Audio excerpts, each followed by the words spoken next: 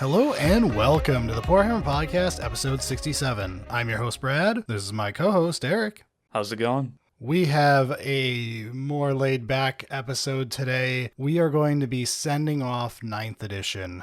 Yeah, we did a clickbait episode last time, and we figured let's even go deeper into the clickbait. I guess we kind of are, but this is more for us than anybody else this week.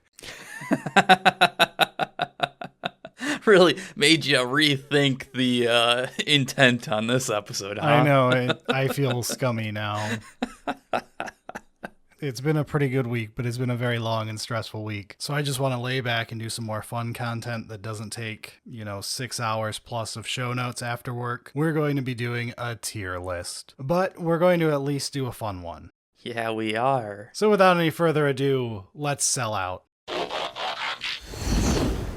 So, throughout 9th edition, every faction eventually got a codex. Yes, technically. Some of them were very late to the party. And some of them were demons, and 4 and 1. We'll talk about it. But every single codex lies somewhere on the scale of great to codex demons. Heh. You have your good, you've got your chaos demons, you've got your stuff in between. We're going to rank them all today. And instead of doing our normal ranking, we decided to try an experimental content type that we may hate. We're going to do it as a tier list. A little bit of backstory on that. It's later than 9 o'clock on a work night that we're just starting this recording because it's already going so well. Yeah, so technical difficulties on our end aside, your feedback on this episode is valued. Also, if Brad sounds good, thank the editors. If he doesn't, it's not their fault.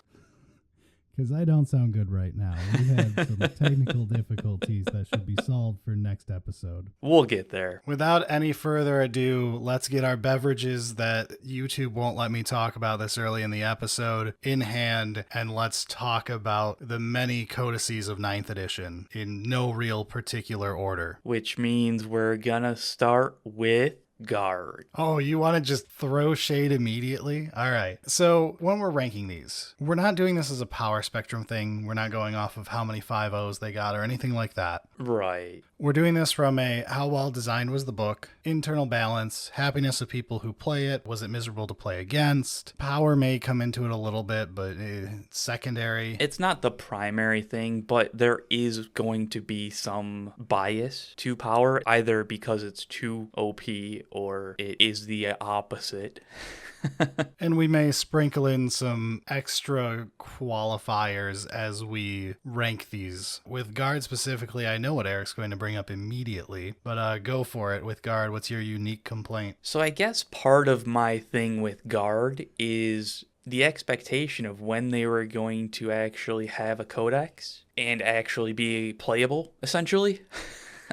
They might get an entire 5 months of having a codex. It's tough because that shouldn't really matter, but it does. It matters a lot in my opinion. You played your entire edition on your last codex. Yeah, which didn't work well. It just didn't. And every time it was oh, you'll just wait until you get your codex. Just wait until you get your codex. It's going to be okay. You'll get your codex. And it's when?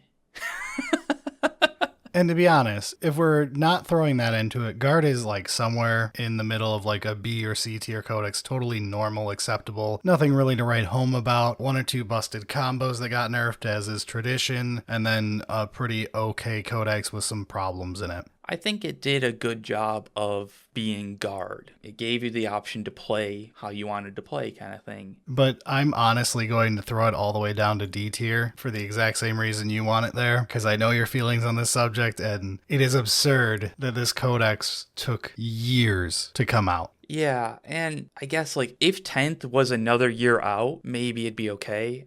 And part of it is just because it felt like there was always an expectation of oh, the next codex is going to be Guard. Obviously, we've been waiting for it. And it just kept happening. The real insult is actually Votann.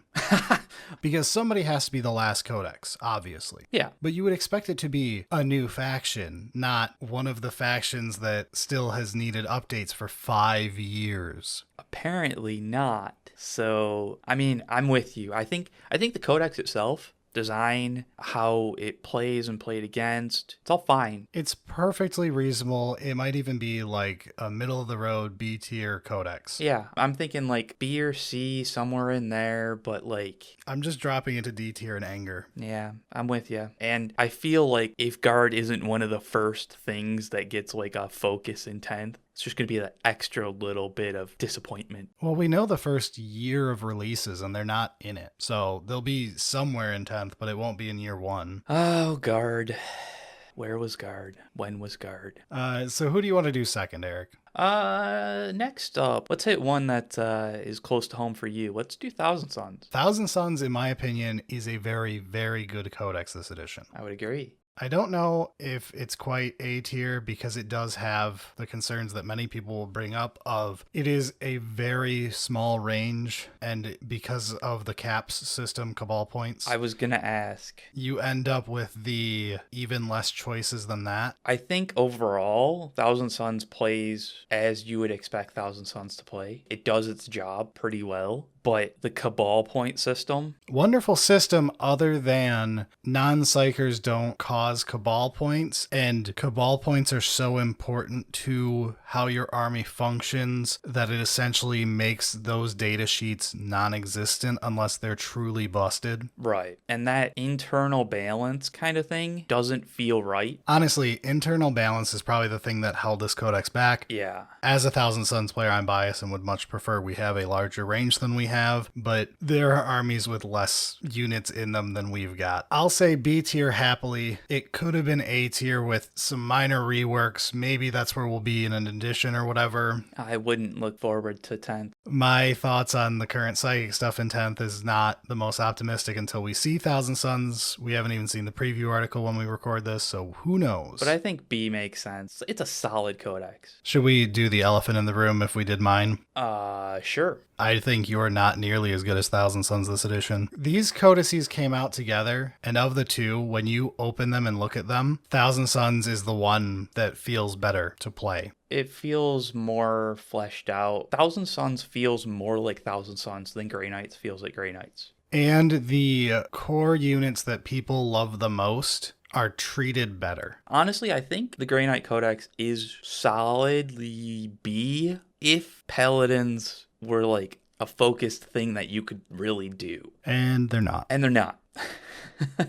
I kind of knew wherever we threw Thousand Sons, Grey Knights is the tier below. Yeah. Because when you compare them, they are so comparable, and you see all of the problems in the Grey Knight Codex as you look at the Thousand Sons. Yeah. I mean, it's still C. Totally fine codex. It's just it had issues. We talked about them on early episodes of the podcast. Far from perfect. There's a lot of us Grey Knight players that wish it was better, not as a power level, but as you could play the units that you got into the army to play. It sounds like moving the goalposts. I feel like you could have gone up an entire letter grade of like where you are in the ranking if instead of improving internal balance, you just flip-flopped it on its head so the bad units were good and the good units were bad. Yeah, honestly, it would have.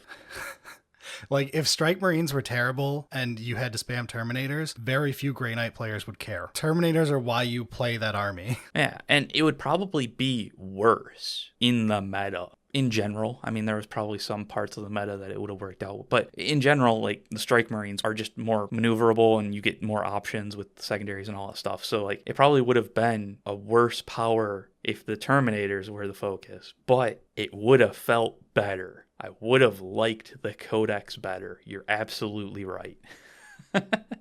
And, yeah, it's a C. Sorry. But moving on. Let's think. Let's do something chaosy. Let's do Death Guard. Oh, D for Death Guard. I can't put them on par with Grey Knights. I can't even put them, like, they're not as good as the Grey Knight Codex, with the faults the Grey Knight Codex has. Yeah. The Codex is a mess. It's just kind of a mess, honestly. I'm with you on that one. I feel bad putting them above Guard. Like, I put Guard in D as an anger thing, but like then I look at Guard and Death Guard, and I'm like, I'd so much rather play the IG book. Oh, yeah. If you force me to like build a list and play this army. Guard is actually like a good codex. It's down in D just because GW hates players that play Guard. But Death Guard is just a weird codex. Okay, so Death Guard, this edition is what Death Guard players were threatening for Necrons in 10th edition, and I fear them being correct. Death Guard was the little brother army of 8th edition, the one that was not Space Marines. Right. The one you give your little brother when you buy the box set. Yeah, makes absolute sense now. Gotcha. And Necrons was that for 9th edition. And in 9th edition, Guard got one of the very first codices, and it did not improve over their 8th edition one. And they were bad for pretty much the whole edition other than like 3 weeks when it came out. And Necrons has the exact same slot for their codex. Death Guard players are like, yes, join us in your hatred. But at the same time, like, it's not even like Death Guard is wrong for Death Guard. Like, it still feels like yeah, you're doing Death Guard things in this codex. You are, but you still have to play the game. This is kind of where, like, some of the power isn't really a focus here, but it still does matter. Design is, though. Death Guard spent half the edition with unplayable Plague Marines. Yeah, which is a huge problem. Death Guard has had issues with all types of playing the game. It comes down to, like, early on, Mortarion was pretty good. Poxwalker blobs were pretty much mandatory, which was unfortunate. But whatever. You had good vehicles that were kind of carrying you with the indirect fire before that nerf, and that's true. Yeah, the indirect fire was a big part of why a lot of those vehicles did stuff. Death Guard had a load of issues over the edition. The real saving grace, why they're not like bottom tier trash, is later in the edition. No, they didn't get much better, but at least like Plague Marines with free options allowed for you to play the fun version of that unit. Right. Like, it made playing the fun thing good, which is one of, like, the key design goals, is make the best thing the fun thing. Yeah, you were able to do the thing that you wanted to do, right? That's good. And even if you're losing, you're still like, hey, I got to do fun things. I got to play the models that I think are cool. So, and that's why, like, it's definitely not the bottomest trash tier. No, but like there's other small things that are knocks against them too. In an edition where everyone was solidifying how sub-factions work, right? Yes. Which is like the thing that 9th edition did that was a great upgrade over 8th, and that 10th seems to be going even further into. Yeah. Is giving people longevity of their army through sub-factions. By being able to change out some rules and alter how you play the game with your army so that you can play it for several years and not have an issue. Right. Death Guard sub-factions were non-existent. I mean, they do like almost nothing. The Plague companies, they were what? A Warlord trait, a relic? Did they even have a strat? I think it was a strat was the last one. I can't remember. It doesn't matter. Yeah, they were very, like, technically they're separate, but like, who cares? To make it worse, Typhus was sub-faction locked as the intro starter set character you had to buy if you were to like getting into it. Yeah. And like, there's so many little problems with this codex, and it's just, no. And I feel like it could have been helped with some of the souping, especially with Arx Voman, but that didn't really happen. All right, we've done enough Chaos and Imperium. Let's get some Xenos in play here. Who do you have for Xenos? Xenos. Let's do Votann. We talked about it a little bit. Okay. Where do you put Votann? Because I'm up in the air because of what happened. I don't think it deserves like a dumpstering, to be honest. Okay, here's my thoughts, and then I'll tell you what I think overall. The Codex is not really a full Codex just because it's not a full army. Yeah, it's the first edition of the army coming in. You get your soft first edition of your Codex. Half your range doesn't exist yet. Everyone can see that you're like, just technically an army. Yeah, because those reasons, like I'm not going to knock too hard against it, but like you're not getting you're definitely not getting an S tier, and you're not getting an A tier, honestly, either. You were locked out of the top 2 tiers just from the fiasco ratio of the giant rules nerf as the Codex launched, which I still applaud that occurring. I believe the right choice was made. They didn't pussyfoot around it. They got the job done. And I don't even hate that, like, the way it happened kind of thing. There was good intent and good design intent on putting that together. It just wasn't fully thought through, and then they went, oh, this is a terrible idea, let's undo that, and then they fixed it very quickly. But again, like, that is a problem. I think it's a C. Okay, put it with Grey Knights here and C. Yeah, just because there is a lot of potential with the Grudge. It is pretty decent internal balance, where I have seen people play every part of that army. I know it's a limited range, but so is Thousand Suns. And when's the last time you watched someone play Zongor competitively? Got him. Or a Mutilith Vortex Beast, or Magnus? Yeah, and like the leagues, their sub-faction stuff, They're great. I really like them. they're interesting, and I like that. So I feel bad, honestly, about giving them a C. I feel like they could have been A, but there were a couple things marring it. And like maybe it's a B, but I just feel like there's just enough kind of hate towards it that like it's probably just a C. Yeah, I'd argue it should be a B, but if we put it there, people will complain because they hated what happened. Yeah, and I think that that's like, you know what? Okay, fine. I think that's fair. As a general consensus, people were annoyed with it enough that giving it a B is tough. For a debut Codex with half a range, I'm going to say props for how well it did. And again, aside from how very broken it was in the first few minutes. And I mean, I do look forward to seeing how they further flesh out that mechanic. And I hope they don't just give up on it, because I think it's cool. The new version of Grudge is interesting. I want to see the call when we get the indexes, because I want to see how Grudge interacts with the rest of the army. Like, that's what matters.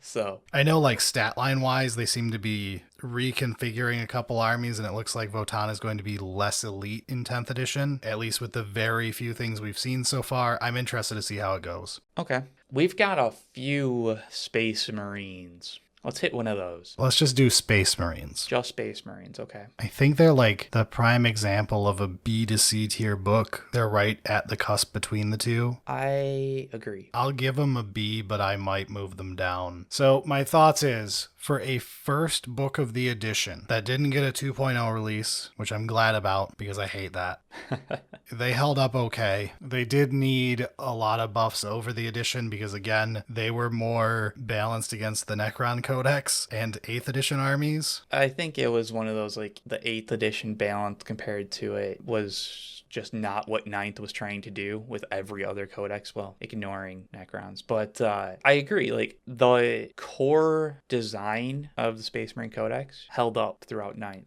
It wasn't the best. They continued to iterate on some of these styles and all of that, but I think it was perfectly reasonable. I'm going to argue them down to C for one thing. The supplements from 8th edition that you see at the bottom of the screen that we're ignoring. We're ignoring those? They made me realize that this book is actually worse on a technical level than I remembered. I had forgotten until this moment that super doctrines aren't in this codex, which Space Marines have had access to all edition. They're in these supplements from last edition. It's so awkward. Yeah, and I get why. I would say that the parts of Space Marines I think of as having held up so well that did not need as many fixes to them to keep them relevant all ended up being supplement armies, where you get your extra 20 data sheets full of rules, you get your extra rules written there, and those were just written better to boot for the most part. So yeah, Space Marines is probably only C tier, to be honest. There were too many problems with that codex long term. They had a different vision early edition than what happened after Drukhari, Admech, Sisters era onward. I would disagree. I think the vision kind of stayed the same. It just had to accept the new power balance and really focus on how core works. Yeah, well, Space Marines broke that in half right away. Only Necrons got the core that was advertised. Yes. In the equivalent of what's going on with 10th right now, when they did that for 9th edition, and they showed off core, and they were like, you're not going to get to buff your vehicles anymore. It's so much more fair. Necrons only has 5 core units. Space Marines has 116. Yeah, and if they had continued with this is how core is going to be, then Space Marines would have been the outlier, and it would have been like, okay, what the hell happened? But they didn't continue that. They've basically rolled it back completely. Yeah, we got Drukhari and AdMech right after. We've given up on core. Space Marines actually kind of followed how core worked in 9, even though it shouldn't have. But yeah, okay, C is probably fine. And I don't know, are we going to do each of the supplements? Okay, let's do them real quick. Ready? They don't deserve their own time, but we'll give it to them. Okay. Black Templars, C tier. You're totally irrelevant. I don't like you at all. Wow. That's my review of people who play Black Templars. Get fucked. Dark Angels. You went from obnoxious to play against to even more obnoxious to play against, but from an internal balance standpoint, I can't think of too many faults. I think you're a totally fine codex, just like Thousand Sons. I just am annoyed with you, which is not actually supposed to knock against you, so there you go. Yeah, I can accept that. Fine. Blood Angels could honestly be A, but I'm moving them down to B solely because their Crusade special rules are all negative. Oh, yeah. I forgot about that until it was one of, like, we were doing that and it was like, why is everything a downside? Why is it all bad? When they wrote the Blood Angels Crusade rules, they were like, they had read Devastation of Baal and they're like, Jesus Christ, this sucks. Yeah. Everything sucks about being a Blood Angel. Yeah, like, clearly You're doomed. You're doomed and you should feel bad. But yeah, Blood Angels could have been A tier. I'm just being snarky about it. They were honestly really solidly written for Blood Angels. Sanguinary Guard were good for the vast majority of the edition until they had to nerf them. And, I mean, that's kind of the thing you want to play. I'd say the only thing that was very awful for Blood Angels in a middle section there of the edition was because of how Doctrines worked. You wanted to play Blood Angels and play them Unga Bunga, charge up and kill them. Yeah. Loyalist World Eaters, really.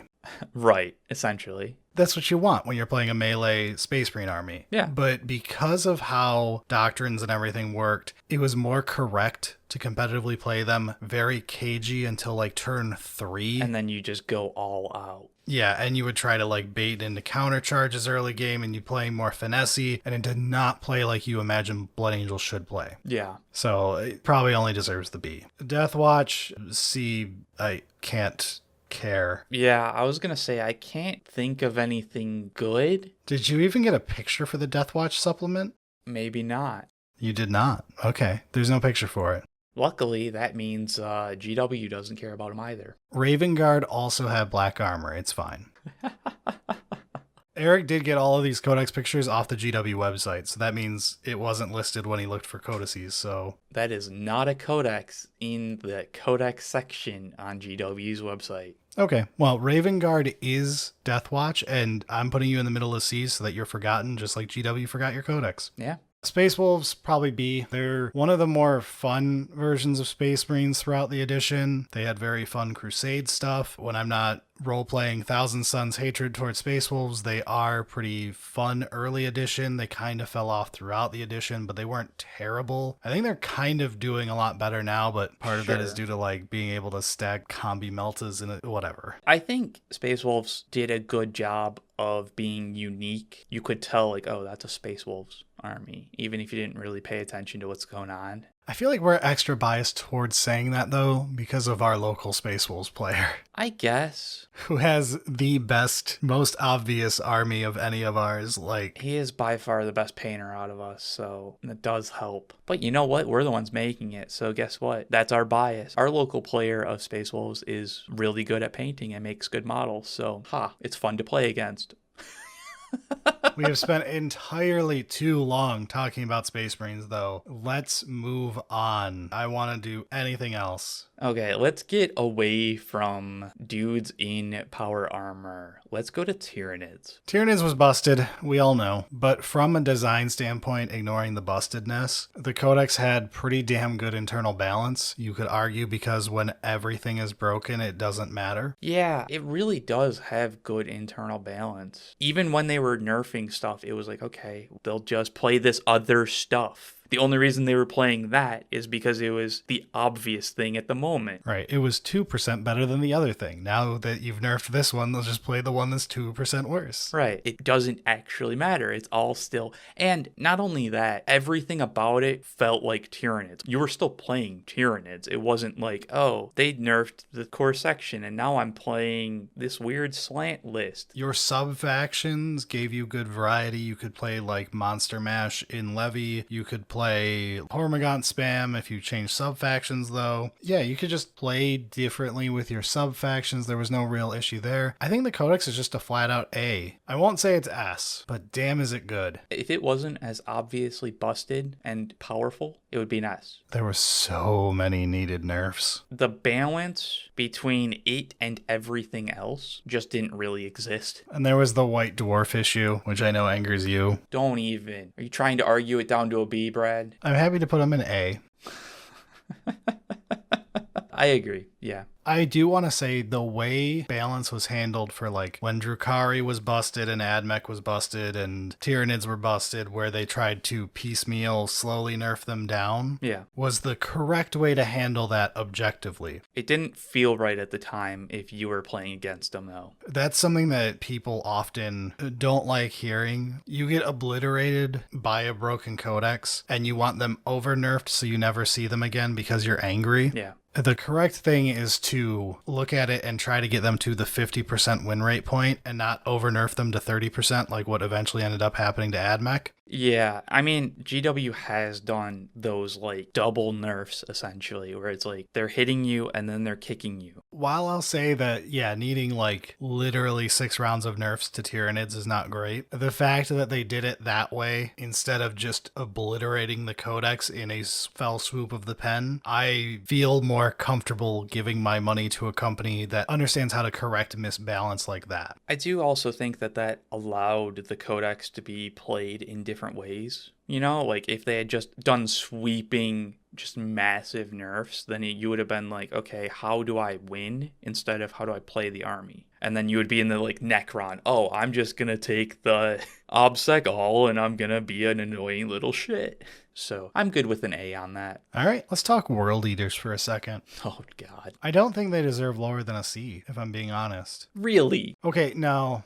I mean, they might be a C, but I think they could be a D as well. It's somewhere in there for me. I could be argued down to a D for like the missing models and sheer half-assery of making them an army. What they have is fine, but the fact that they're missing so much, and like it's not an issue, like Votann is missing a bunch, but that's like it's a fully new thing. There was no real expectation of it, so it's fine. There was no reason to take away so much from World Eaters and give them nothing in return. Exactly. Yeah, I guess I had compartmentalized that outside of the codex itself, but it is all part of the same transition into being an army with this codex. And the codex is fine. What remains of the codex is fine, which is the key to this. So yeah, you might be right on D just due to the mistreatment of just ruining the range of the army. Maybe you're right in that it's C, just because what exists is solid. I'd say in a vacuum, if they had just appeared this edition, Yes. it'd honestly be a B. It would be a B or a C, something like that. Probably a B. There's nothing really terribly wrong with the codex. Longevity issues from not really having sub-factions. It's got that like split up thing in the codex. Yeah. I personally despise how warlord traits and stuff was handled. I think that that's your own personal feel. I think that was fine. And that's why I think it would be a B in a vacuum like that. The problem is there's expectation from world eaters. You had stuff, and then it was taken away. I'll put it down in D with the asterisk of Angron still cool. Oh, hell yeah. There was some shining moments in this, but there was a lot of problems with the actual launch. Where is the Combat Patrol GW?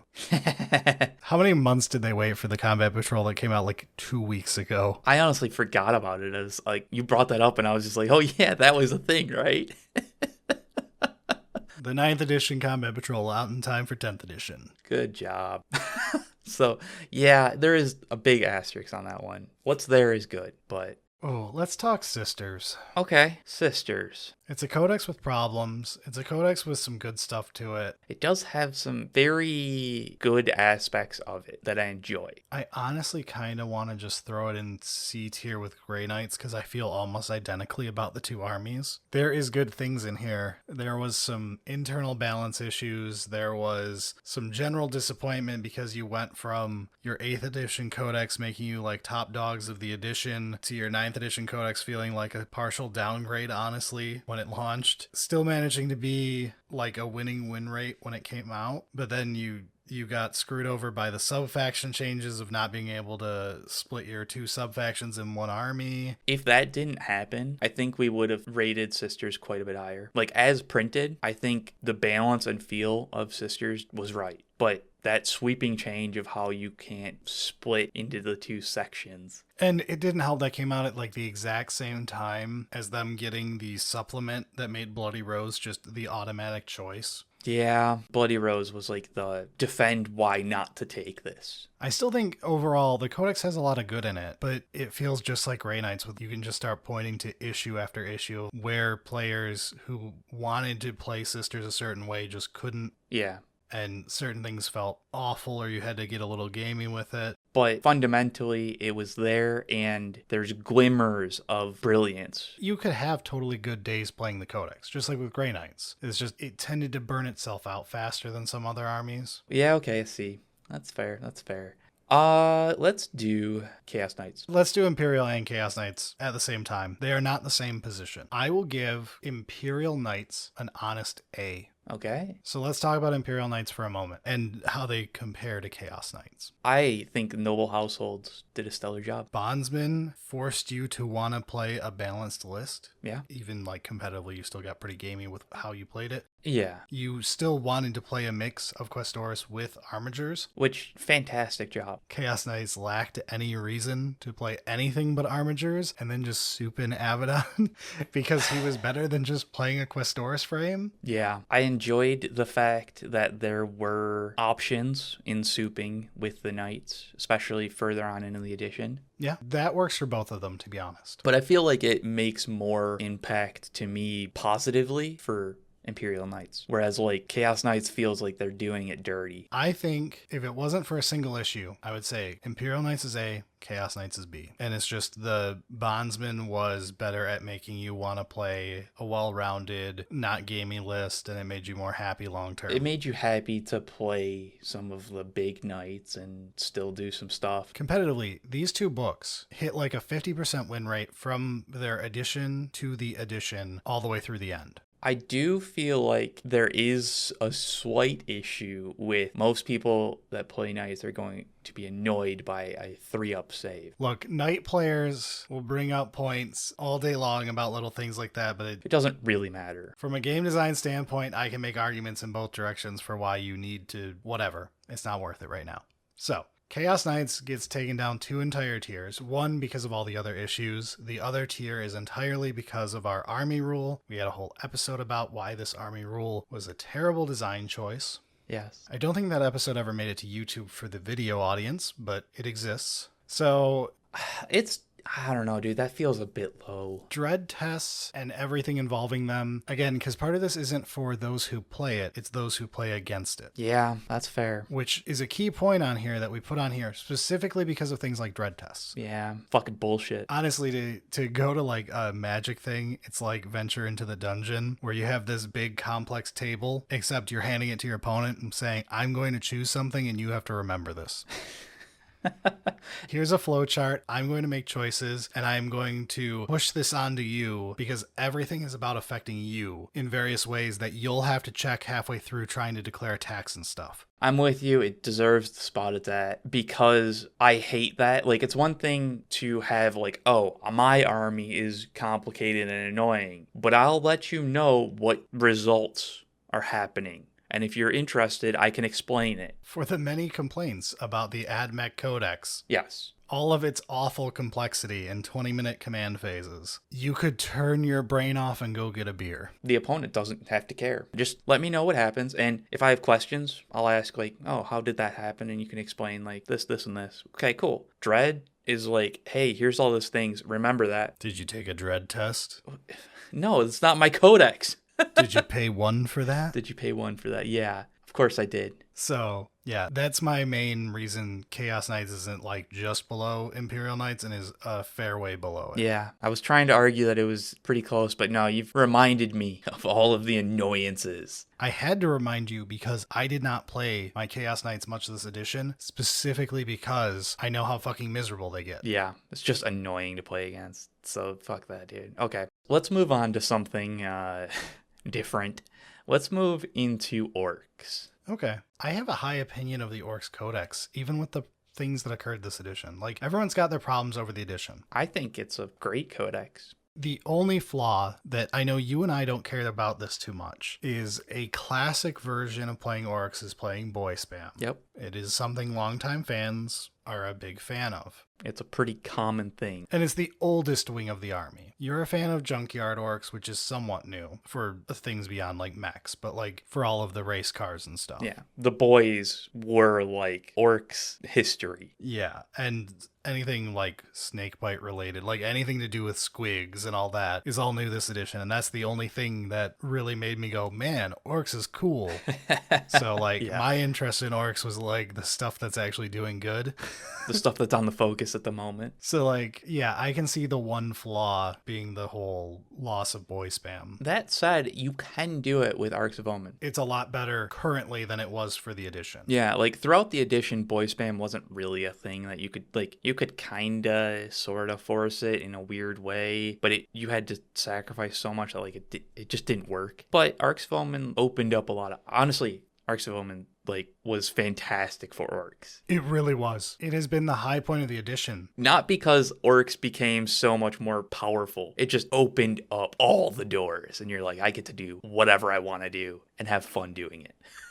Yeah, I'd say Orks is something that actually increased in quality over the edition, ignoring the, they come out and 3 minutes later, all the things that are breaking their codex had been breaking other ones, and GW finally put their foot down. Yeah. And it's like, hey, our new codex. Oh, shit. It was one of those, like, they definitely got their kneecaps broken a few times, and partially the Ork codex fault, but also partially other codexes being a problem as well, and then just like, okay, just we'll blanket deal with that. Indirect fire, aircraft, buggy spam. But even with those, eventually we got to a point of like, yeah, it seems fine. The sub-factions are fine. There's plenty of different ways to play Orks. I would say minor flaw, Goffs is almost always right if you're playing any sort of melee. Which is a big part of Orks in 9th edition. Yeah, it's kind of weird when it's like, I want to play really thematic snake bites list. What's the best sub-faction to play? Goffs. Yeah, it is. I think part of it is because the WA, and like even with the fix to WA, they don't feel right. I would say like if I was to point to anything in the codex that seems wrong, that doesn't feel like GW did Orks right, is the WA. It's supposed to be this like, oh my god kind of thing, and it's just like, okay. I feel like with the fix, it's okay.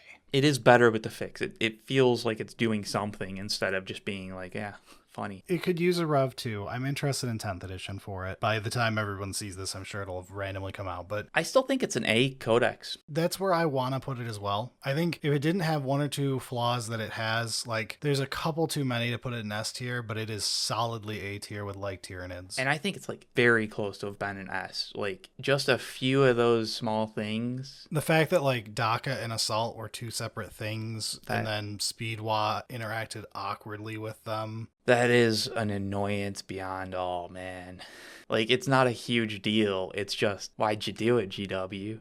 Yeah, you can point out like little minor flaws, but like the codex overall, there's so much fun in there. Yeah, I love it. I think it did a fantastic job. So A tier. All right, let's we've alluded to him like 6 times. Let's just do AdMech and be done with it. Fine. I think AdMech doesn't deserve to be in D tier. No, it doesn't. It's got a major flaw. Let's put it right with Chaos Knights. Same major flaw, tangential major flaw. Chaos Knights screwed with your opponent by making them deal with your rule. Yeah. AdMech's rule's not that hard. AdMech's problem is it screwed with your opponent by making him wait 20 minutes for you to go, okay, now officer number 187 is going to use his 3 different abilities he has in the command phase. I have to flip over this random card. I've got to roll some dice to see if I can just reuse cards at random for whatever I want because my army rule is made up by like just stupidity. It's tough because like at a certain point, I enjoy figuring out complex things like that. Like these complex interactions are interesting to me. I love complexity, but I have played AdMech once. I feel like a lot of the problems with AdMech is the complexity is also gated through randomness. So you can't actually like plan things out to a certain point and be like, okay, yeah, there's a lot of complex stuff happening here, but it's my turn now. This, and this are happening. This is what's going on. There's no like, oh, I wonder what I need to figure out. Yeah, randomness is the wrong word. It's that it's complexity through tons of tiny, insignificant layers. Yeah, I don't know of a good way to like sum that up, but I agree with you on this. Like it's a bunch of small things that all added up into an annoyance. It's a codex that was early edition when you had 12 command points and could spend whatever you wanted pregame and on turn 1 and 2. Yeah. It was incredibly busted and good. And especially compared to everything else that was going on at the time. They completely unnerfed the codex, but we live in a new world where you don't have infinite command points pregame and you earn command points over the course of the game, so you can't alpha strike early as easily, especially not if you're trying to, build up characters pregame, which is how AdMech got their huge complex command phases. And that's a big problem for the frailty that is AdMech currently. I think most of AdMech's problems in both directions, from an early edition obnoxious and late edition garbage, most of their problems came from how they interacted with the CP system. If command points hadn't been like emergency patched halfway through the edition, several armies would have been better off for it. Yeah. But AdMech in particular got the worst of it. I think there was actual thought behind the balance. Oh, yeah. I don't mean to say that it was a random choice to change CP entirely. I mean that like the actual AdMech Codex gave you all of these options and went, this is balanced around the fact that you only have so much to put into it, essentially. And when they took that so much and sliced it in half, it was like, okay, well, clearly it's going to be a problem because they were balanced around more than that. And, whether that balance was correct or not, whatever. I feel like it's an awkward codex because, there are so many good and strong things, but there are very few but horrendous faults. I think one of my larger annoyances, and this is kind of external from it, but it's missing a major part of what AdMech should be. The Mechanicus portion, yeah. Sorry, but it was very Skitarii based, but honestly, looking at 10th edition, it's essentially Skitarii the faction at this point. Fine, okay, I guess that's what we're doing now, but I feel like that, like I said, it's kind of external. Maybe that's just what AdMech is now. It's Skitarii. You wanted a tech army and you end up getting Guard, but they wear red. Yeah, and it's more complicated. Good job. It is tough because I like the complex nature of it. I feel like AdMech is the perfect example of I don't enjoy, we know what side I'm on of the complexity in games. I don't enjoy the argument of oh, our player base are fucking idiots. They need the rules crunched down to a single page. No one wants to learn a game anymore. They're all on TikTok and 3 minutes attention span. We want AOS. Just shove everything towards the center of the board when it was launched. Yeah, old AOS, yeah. I'm not a fan of that. AdMech feels like the ultimate straw man to point to for that faction of this codex was a sin against nature. It's complexity tenfolded. You had to ask your opponent, because you couldn't just look at their data sheets. No. You couldn't look at what buffs they had on them. It was oh, that unit over there has a 2-up save and 3-up invulnerable save, even though on their data sheet it says they have a 4-up save, a 6-up invulnerable save, or a 5-up save, or whatever the hell they naturally had. Because I used this 1-turn buff on them, but I extended it to a 2-turn buff, and then I used this other buff that makes me recycle it so that I can, and it's like looking at a legacy combo deck in Magic when everyone else is trying to play standard. Yeah, I mean, it's tough because, like, I don't hate that there's a codex that's more complex than the others, I don't hate it either. but at least be on the same magnitude tier. I don't hate if a codex is complicated. I hate if a codex is complicated and annoys your opponent with its complications. Very much the constantly asking your opponent, like, hey, can I do this? Can I do that? I'm going to do this. Man, this is annoying.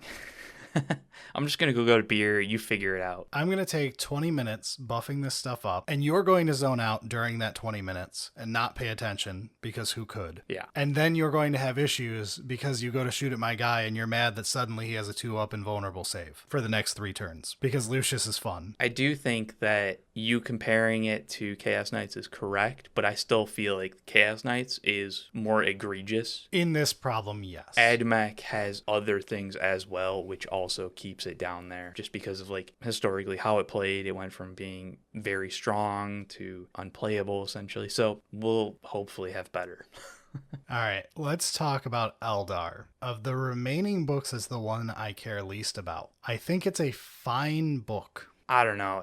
It's fine. It sits right here at the bottom of B tier to me. It's a book that sure exists. It feels like if Space Marines was written later in the edition. It's not a perfect book. It's got problems. It's got a lot of problems that I could honestly look at Space Marines and go, yeah, Space Marines had that problem too, but to a greater extent that was then patched and stuff like that. I feel like this codex did a lot of the same problems and didn't really even learn that much. It was balanced more for 9th edition codices, though. That's true. Yes, I agree. Which is why I say it's Space Marines, but later in the edition. Like, Okay. Harlequins is in this book. I have trouble putting it at a B just because of like the fact that it's not one thing. Why is GW trying to like unbirth an army? Yeah, it's a fun army too. Like people enjoy that stuff. Harlequins to me is the less toxic version of AdMech. It's the I want to play a complicated, weird army that breaks all the rules, but I'm not going to annoy you with a 20-minute Yeah. command phase that you then zone out and all of my shit has 100 different buffs on it. It's just I'm breaking this rule. Why? Because it says right here I can break this rule. Oh, it's right there. Wow, it says you can break that rule. Cool. Yeah, right. And that's great. I love that. I mean, balance that they had aside with the all of that nonsense. But yeah, I don't know, man. Like the codex is good. It does feel solidly like if I was to point to a codex and be like, what is 9th? This kind of shows what 9th was. It's weird because if you say what is 9th to me, I have a different answer. But yes, it's a valid answer to that question. Because, I mean, it kind of encapsulates a lot of the good, but it also shows a bunch of the problems that I have with not only this, but also like the Space Marines and Your general opinions on the choose your own subfaction adventure. yes. Yeah, that's a key part of Eldari too. So, you know, it's just one of those that like, I think a B is fair. I'm hoping that they do better in separating these things and actually focusing on the different aspects of it. But I don't know if I have hope on that too much. So at least it wasn't as bad as Demons, though. It's nowhere near as bad as Demons. Oh my god. Let's just pivot into the one we all knew where it was going. Demons is at E. We have a whole episode about this. This is the worst codex of this edition. It was not usurped in any way. It has so many problems. It's just fundamentally fails, in my opinion, at what a codex should do for players that play that faction. Tzeentch was broken. No Tzeentch player was happy about how it was broken. It was like literally like the Death Guard player is taking 18 flamers. Good job. That's fucking stupid. That's not this codex being a fun codex to play. That is, there was a broken data sheet and souping allowed you to abuse that. And Nurgle doesn't exist. Sorry. You just didn't put rules to Nurgle. Slaanesh had iffy amounts of flavor. Nurgle was flavorless. Khorne was fine. Khorne is honestly, you could probably find some Khorne players who are pretty okay with the Demon book. Pretty okay is I think about as good as you're gonna get. And that's in and of itself a problem of like 4-in-1. Stop it. And the Chaos Storm, Warp Storm table thing is awful. God, it's so... I hate the fact that I look at that and I go, there is potential. There is interesting potential to that system and that idea and that rule set. But you just didn't do it at all. The 10th edition preview for the demon base rules is better than the 9th edition one. Yeah. It's an upgrade, baby. Other people are worried about nerfs, and I'm like, oh man, the index is going to be an upgrade over my codex. Yeah. And it'll be more interesting too. The only problem is it's very clearly the base detachment is more for everybody but Tzeentch. And as a Tzeentch player, it's like, I guess I'll whip out my bloodletters and play Khorne for the first part of the edition when I want to play Demons, but whatever. That's fair for now, at least. It's an index. I don't have the expectations I had for this book. No, and there's so much interesting potential with Chaos Demons, and not a single bit of it was shown in this codex. And even Khorne, it's just fine because, you know, you can still run your bloodletters up the board, but it's not an interesting way of doing things, even for Khorne. It's just a failure. It's complete and utter failure. What do we have left, though? Let's talk about Genestealer Cults for a moment. Who's that? Exactly. As much as Eric forgets them, and that's the joke, they had a solid codex through this edition. I won't say it's like amazing. It had issues. It is a bit small in what it has options. Yeah, it's on the small end, like with Thousand Sons or Grey Knights on that size of an army. It's solidly like B to A tier, depending on how you look at it and what you're wanting to get out of it. I can safely put it to B tier. I would say B tier. I can't say the cults amazed me. They're fine. Like, they're good. They do a solid option. There's at least choices. Yeah. And now, competitively, yeah, there's a build your own cult that is better than everything else by a margin, especially because of free options right now and some other stuff all compiling together. But there's arguments for taking different creeds. Which is good. Honestly, it's a solid codex. It does the parts that it needs to do. But there's also nothing that's like, at least to me, there's nothing that is above and beyond just a core codex. You know what I mean? Like, it doesn't wow you in any way. Exactly. I think it's hard to do that because it gets the identity they wanted for it across, which is a hard identity. It's a finesse aggressive army. Yeah, that is tough. It is 100% that army for a competitive spiky person, where like the difference between being good and bad at this army is 40% win rate difference. Yeah, it's very much an experience and knowledge. If you are new to this game and you play Genestealer Cults, you're going to have a bad time. Yeah. But you're not going to annoy your opponent doing it, like Admech would. That is true. You're just going to be out of position all the time and getting wrecked. That's kind of like the thing is like, that's not a fault against the codex. That is a design to make a player base happy. Yeah. You're not trying to sell this to literally everyone. The person who enjoys Khorne is not going to enjoy Genestealer Cults because you got to think pretty hard about what you're doing. Yeah. Okay. I agree with you. I think that that's a fair assumption, and the design intent, they did a good job of it. All right. We've only got one Imperium army left, so I guess let's save them for a minute. Let's do Tau. All right, Tau. I could almost put Tau to A. It's really hard. Tau is basically impossible to perfectly balance for everybody to enjoy it, just because they've shoehorned themselves into this is a shooting army. And only a shooting army. It is a one-phase army. I don't hate that. That's cool. It's an interesting, you've done something very unique that none of the other armies are doing. I love that. But fundamentally, balancing that internally of the Codex, and especially externally with all the rest of them, is nigh impossible. Just because you either overtune the data sheets or you create some type of counterplay to your opponents closing in to melee to a point that basically invalidates that interesting aspect of the army. So I feel like this Tau Codex is the best Tau Codex that we can do until they figure out how to change it from being a one-tone army. It is very one-dimensional, and that is a problem, but that's a problem with the army itself. Like, it's not the Codex's problem. The Codex does what is trying to do there perfectly. I'm going to argue it up to an A. I liked this Codex. Like, I like Tau in general. My wife plays Tau, and she has a really nice collection building up of Tau. But yeah, I have a soft spot for him, and honestly, I liked this Codex for the most part. There were some issues with it. There's issues with basically every Codex this edition. The Farsight had some weird, where it felt like it was kind of fighting itself, but that was kind of the point, right? Like, yeah, I'm okay with that. That doesn't bother me. I'm okay with you take a sub-faction, you get banned from one model type, but you get to do other stuff. Like, yeah, it's more interesting to do that than to do the Tyranids, just here's your broken rules, pick a set.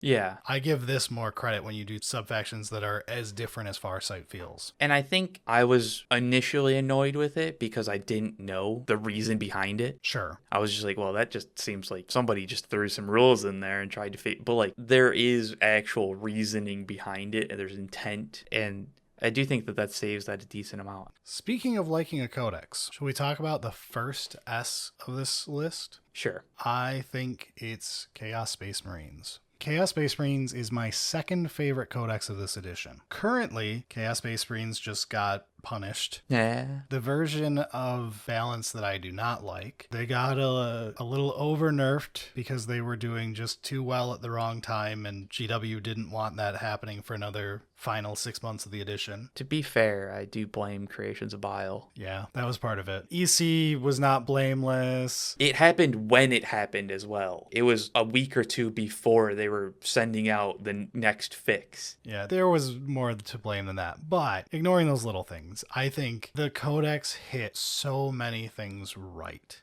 It's what the Space Marine Codex wanted to be. The subfactions in CSM feel so good and are probably the best advertisement for the 10th edition subfaction idea. They do feel good. Where Demons looks like it tried to do the same thing. No, I didn't. It looks like it tried, but like this is your like D student trying that, and this is like your 4.0 honor student trying it. CSM just, it knocks it out of the park with so many design things here. Like, I don't have many issues with this codex. Like, yes, it had slightly better rules than it should have had when it launched. There was one or two sneaky ones. The fight on death thing that was a problem in Harlequins. This was made right afterwards before they realized how busted it was and gave it to Creations of Bile. And people just moved from Harlequins to Creations of Bile when they nerfed it. Yeah. I'm trying to think of, like, there are small little things here and there, but I mean, the design of the Codex hit a lot of points that you would expect and did them well. I like the legions feel different. And even playing against them, other than the obvious, like, yeah, the Creations of Bile thing, like, that was a problem. EC had some issues. Word bearers were really strong right away, too. Again, it was a strong codex through and through. But it was never like, wow, this is dumb. Yeah, you never felt like with Tyranids or early on with Drukhari and AdMech, where it was like, thanks for the game. I'm glad we got together and spent our time doing this. At least with AdMech, I was like, at least I got drunk. That was fun. But no, like Chaos Space Marines just plays well. You play against it and it's still fun. Internally balanced, it has options. Like, you get to choose what you wanted to do. I agree. I think it is an S tier, which is shocking. Like, Chaos got an S tier. What happened to the Chaos tax, man? I guess Demons. Let's go to what is not my favorite codex of the edition. Necrons. Sit right there just above Demons as a threat. I think it's hilarious because, like, if you didn't get the fix, I think it would have been an E. Which fix? We had so many required. They rewrote our entire faction rule. That fix. The fix that lets you have a faction rule. Because as the codex was printed, I think it's an E. It's a garbage codex. You don't have a faction rule because of how it's set up. It just doesn't work. Core was trying to be something that every other codex said no, so that was just wrong. When the first two codices was Necrons and Space Marines, who are sitting here comfortably in C tier, we thought Space Marines was busted and it was obvious Space Marine bias. It turns out Necrons was just trash. Even with all of the fixes and stuff like that, it's not like it's like they eventually got to a well-tuned, designed machine. Does everything. Like, no, it's just kind of like duct taped together. It took a grenade and they like just stapled it back together and did a Weekend at Bernie's. Yeah. Very fitting for Necrons of having to reanimate the corpse. Yeah, there's more new updated things than there is original to a certain point, and which is good because, like, eventually you got rules. I do wonder if Necrons hadn't taken off as such a popular faction.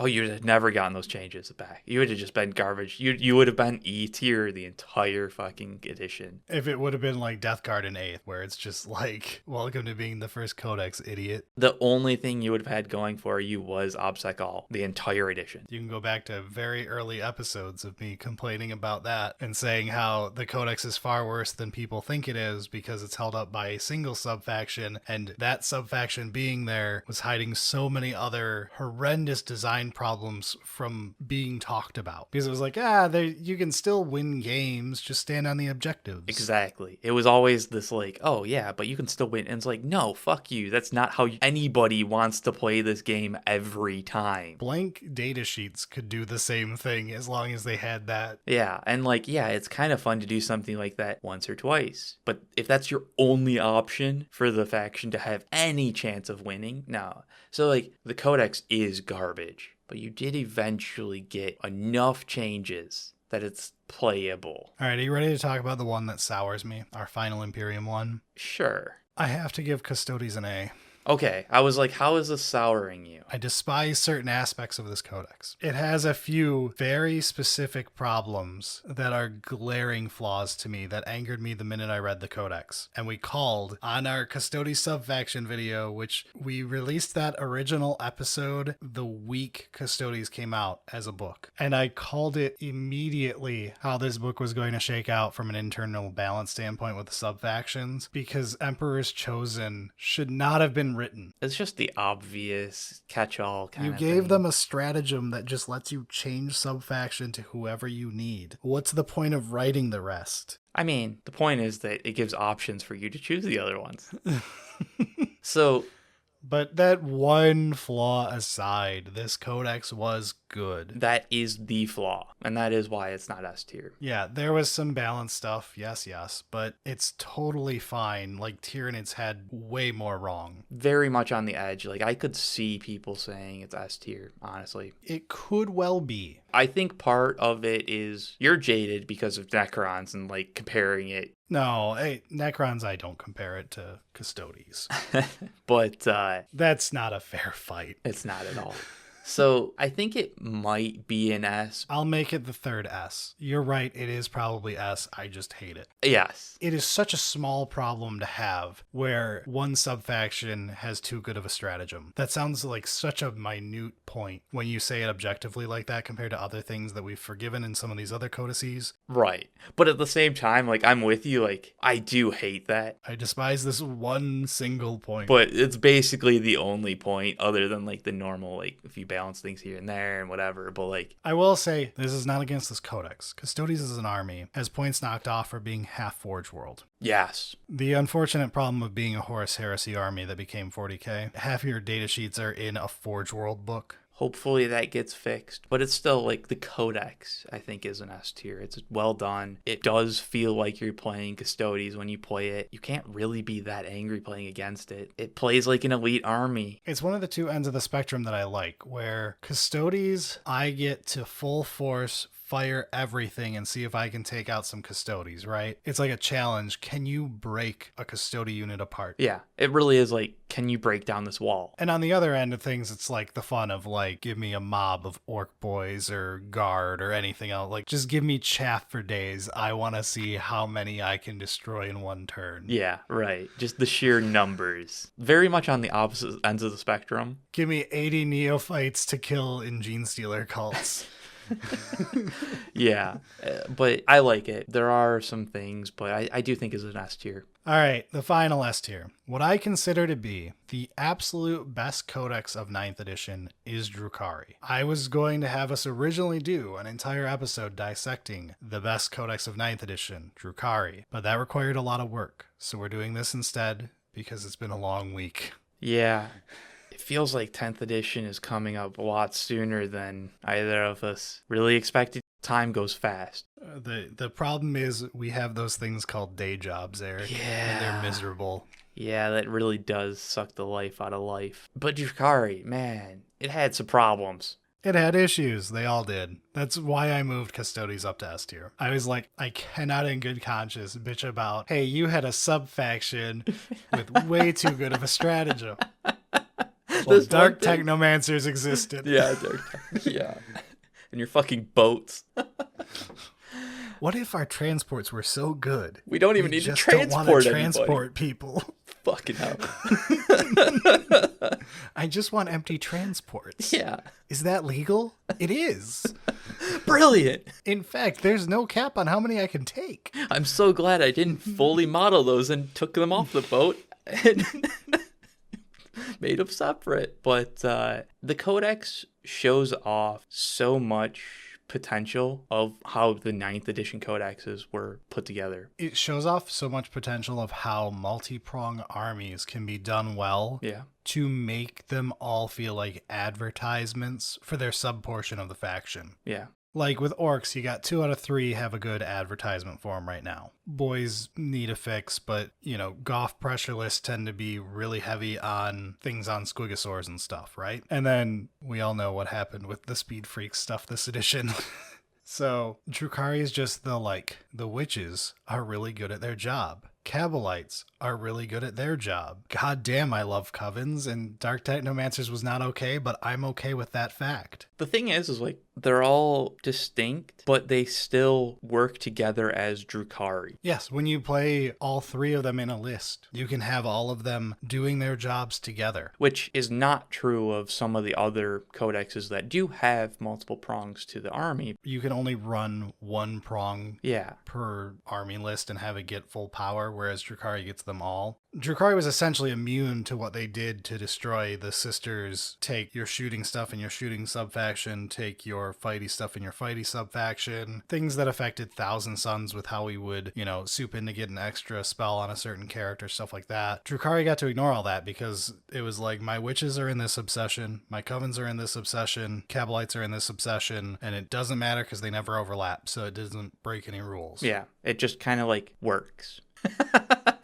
Which is great. Drukhari just feels the most like Drukhari does in lore, where you have a bunch of elves on boats. They get out of boats, they slice shit up in combat. Their boats are devastating with super cannons that are obnoxious. Yeah, they are. If you touch an elf, it dies. Yeah, and it's not like it's perfect. No codex this edition was perfect. Power balances that had to be done on it. But even then, it didn't feel that bad to play against. Even when I was annoyed. Well, okay, Dark Technomancer was fucking bullshit. It was, but also, I loved it. Other than that, even the boat thing was this is kind of stupid, right? But whatever. Playing against Drukhari has always been oh, that's kind of neat. After the first wave of true nerfs where it was okay, Dark Technomancer's FAQ'd, stop that, and here's your first wave of point nerfs so that you're not so oppressive with your vehicles. Yeah, you're kind of balanced into the rest of everybody else. After that, it was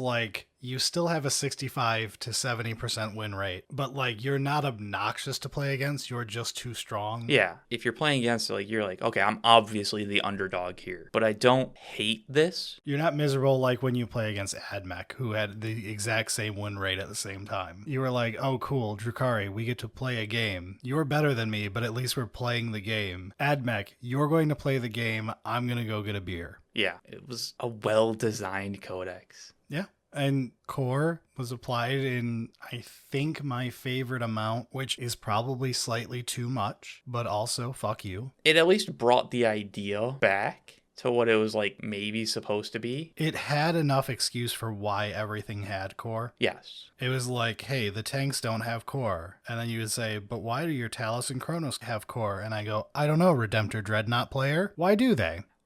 Yeah. Core was obviously, it failed. The idea that they were did. trying to do with Necrons just failed.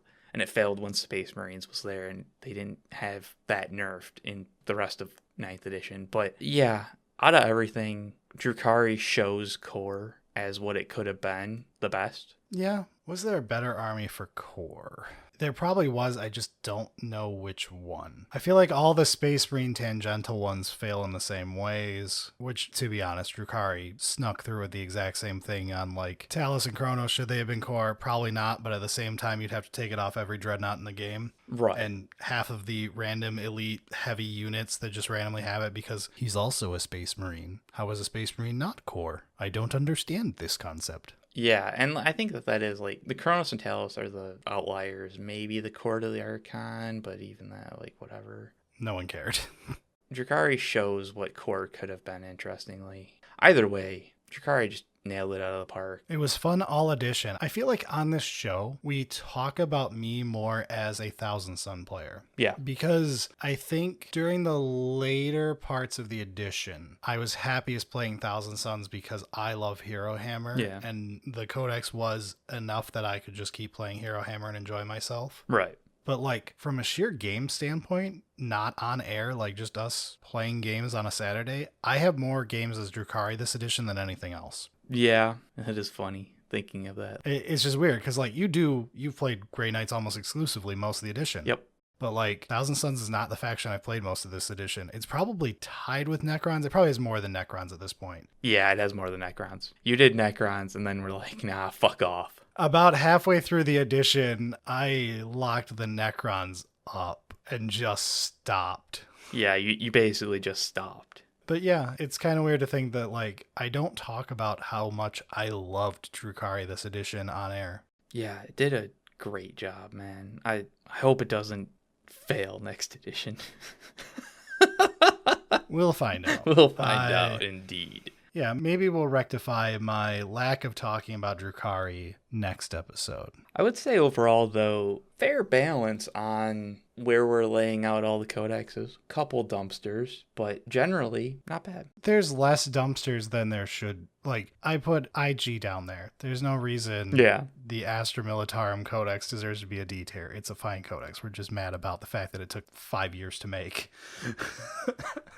Yeah, a bit salty on that one. But like, a couple of the C tiers could move down to replace it, to be honest, depending on how the people who play it feel. I feel like the B and C tier, there's a bunch of them that are mixed together that you could up and down kind of thing. All right, well, I guess that finalizes our rankings for the episode. Hopefully you guys enjoyed this. It was a bit more laid back for us so that we could relax this week. Give us your feedback if you hated this content and you don't ever want us to do it again, or if you loved this and you want to see us do this for some other stuff. Feedback is required this week, guys. Yeah, honestly, this is kind of a more experimental one. And, you know, it's one of those that even if everybody loves it, it's not like we're going to do tier lists every episode. That's just not going to happen.